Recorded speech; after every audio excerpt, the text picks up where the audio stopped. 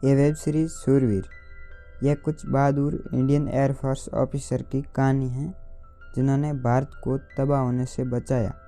Web series की शुरुआत में हमें विराज सहगल को दिखाया जाता है जो एक फाइटर से उड़ान भरता है। वह काफ़ी देर हवा में स्टंट करता है, लेकिन तभी उसका फाइटर आउट ऑफ कंट्रोल होकर नीचे की तरफ आने लग जाता है।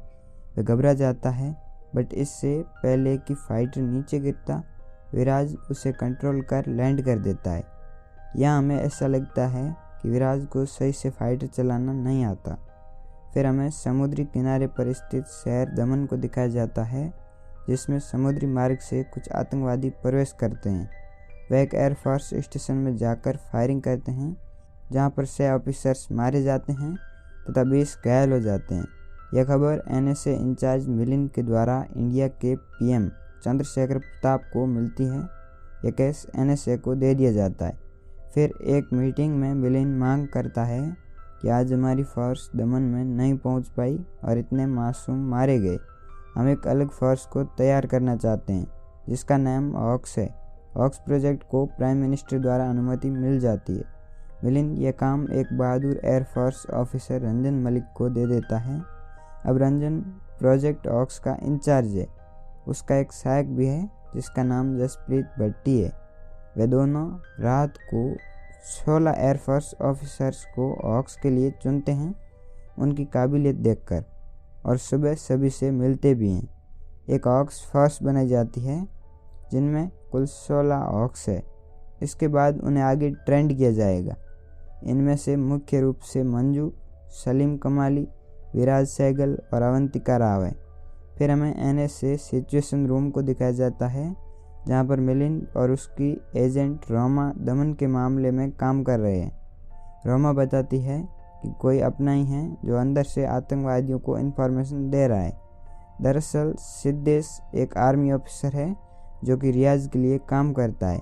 वह हिंदुस्तान में उसके कहने पर आया और सबका विश्वास जीता। अब वह हिंदुस्तान से सीक्रेट डेटा पाकिस्तान में रियाज को देता है। रियाज अहमद हिंदुस्तान को ख़त्म करने की उम्मीद रखता है।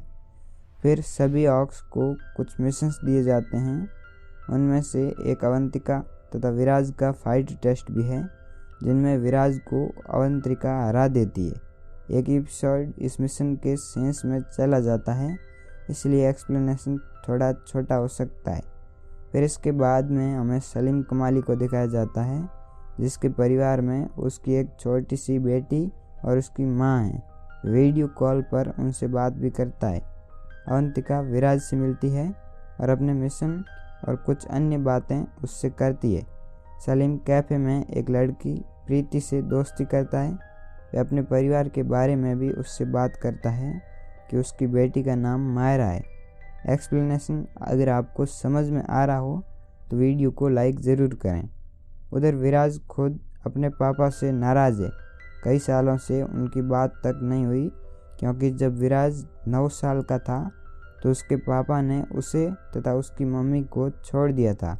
अब डैडी को गलती का एहसास भी हुआ, लेकिन विराज उनका मुंह भी नहीं देखना चाहता था। PM द्वारा JT-18 जैसे खतरनाक विमान हॉक्स के सिर्फ ट्रेनिंग के लिए उपलब्ध करवाए जाते हैं। हॉक्स को आर्मी, नेवी, एयरफोर्स तीनों की ट्रेनिंग एक साथ दी जाती है। एक दिन विराज JT-18 को उड़ाता है तो उसमें भी उसे वही प्रॉब्लम आती है। जेट आउट ऑफ कंट्रोल होकर नीचे गिरते गिरते बच जाता है। इस बार रंजन भी विराज की इस गलती के लिए उसे धमकाते हैं। तभी मिलिंद की टीम को सिद्धेश की लोकेशन मिलती है और कुछ ऑफिसर्स वहां जाते हैं तो एक बम ब्लास्ट कर दिया जाता है और सब मारे जाते हैं। सिद्धेश यहाँ से पहले ही निकल चुका था। फिर सलीम को पकड़ लिया जाता है और उसे टॉर्चर कर बाकी ऑक्स का पता पूछ जाता है, लेकिन सलीम कुछ नहीं बताता। तो मायरा को टॉर्चर किया जाता है ताकि सलीम अपना मुंह खोल दे। रंजन मलिक की ऑक्स टीम इसे बचाने के लिए निकल जाती है। वे लोकेशन पर पहुंच जाते हैं तो पता चलता है कि सलीम को रंजन ने जानबूझकर पकड़वाया था अपने आदमियों की मदद से, ताकि उसे पता चल सके कि दुश्मन सच बोलने के लिए किसी को भी दांव पर लगा सकते हैं। यह बात सिर्फ रंजन और पकड़ने वाले आदमियों को ही पता थी, बाकी इसे असली मानकर ही कदम उठा रहे थे। फिर हमें खबर मिलती है कि सहज प्रकाश नामक एक पायलट JT-18 विमान को उड़ाता है और वो उसके आउट ऑफ कंट्रोल हो जाता है और नीचे गिरकर क्रैश होने के कारण वह शहीद हो जाता है। दरअसल सहज प्रकाश अवंतिका का हस्बैंड है। वह यह बात बाकी हॉक्स को बताती है। सहज एक अच्छा पायलट नहीं था, इसलिए वो क्रैश हो गया, लेकिन विराट अभी तक नहीं मानता कि सहज में ही कोई कमी थी। धीरे धीरे अवंतिका उसे भूल जाती है क्योंकि वो अपनी गलती से ही मारा गया।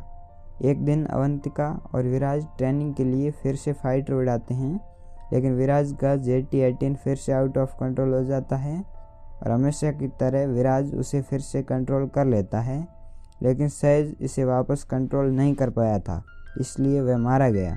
अब ये लैंड कर जाते हैं। इस मिशन में भी अवंतिका जीतती है। फिर एक दिन विराज रंजन से कहता है कि हमारे फाइटर में फॉल्ट है, तो रंजन कहता है कि सिर्फ तुम्हारे कहने पर हम इतने महंगे फाइटर में फॉल्ट नहीं बता सकते, तुम्हारा भ्रम है, अगर फॉल्ट है तो प्रूव करो। दरअसल विमान में फॉल्ट था, लेकिन ये इतना महंगा और बारीकी से बनाया गया था, इसलिए कोई भी विराज की बात को नहीं मानना चाहता था। लेकिन विराज ये नहीं चाहता कि कोई भी और पायलट इस विमान के कारण मरे। उधर जुनैद नामक एक पाकिस्तानी पावरफुल आदमी से रियाज हाथ मिलाता है और उसे बताता है कि सिद्धेश द्वारा हमने इंडिया के एंटी मिसाइल को अपने कंट्रोल में कर लिया है। अगर आप अचानक इंडिया पर हवाई हमला करें तो इंडिया का काफ़ी नुकसान होगा, क्योंकि उनका हवाई सिस्टम मेरे कंट्रोल में है। जुनैद मान जाता है। प्रीति सलीम की माँ और बेटी माहिरा को यहाँ पर बुला लेती है, क्योंकि आज माहिरा का जन्मदिन था। वे सलीम को सरप्राइज़ देते हैं और सभी हॉक्स मिलकर माहिरा का बर्थडे सेलिब्रेट करते हैं। सिद्धेश भी इनके इलाके में आता है तथा कुछ डेटा लेकर वापस जाते समय पकड़ा जाता है। वह 2 ऑफिसर्स को भी मार देता है, लेकिन यह अब मुंह नहीं खोलेगा। उधर विराज JT-18 विमान को उड़ाता है, क्योंकि वो किसी और को मारने नहीं देना चाहता। वह प्रॉब्लम को अंडरस्टैंड करने की कोशिश करता है। तभी फिर से फाइटर आउट ऑफ कंट्रोल होकर नीचे गिरने ही वाला होता है कि इस बार नीचे गिर ही जाता है और वह ब्लास्ट हो जाता है। विराज जैसे तैसे कर ब्लास्ट से पहले फाइटर से निकल गया, लेकिन अब वह बेहोश जंगल में पड़ा है। अगर उस दिन रंजन मलिक विराज की बात मान लेता तो आज ये दिन नहीं आता। अब रंजन को खुद पर पछतावा होता है। वे लोग हेलीकॉप्टर से विराज को लेकर आते हैं, लेकिन वो काफ़ी गंभीर हालत में था, क्योंकि उसके सर पर चोट आई थी। इस घटना के कारण PM ने प्रोजेक्ट हॉक्स को होल्ड कर दिया। एक गाड़ी से सिद्धेश को ले जाया जा रहा था, लेकिन उसके एक सहायक ने वहाँ धुआं कर सिद्धेश को ही मार दिया। काफ़ी देर बाद विराज को होश आता है और वो बाहर किसी आदमी से बात करने को कहता है, तो डॉक्टर मना कर देता है।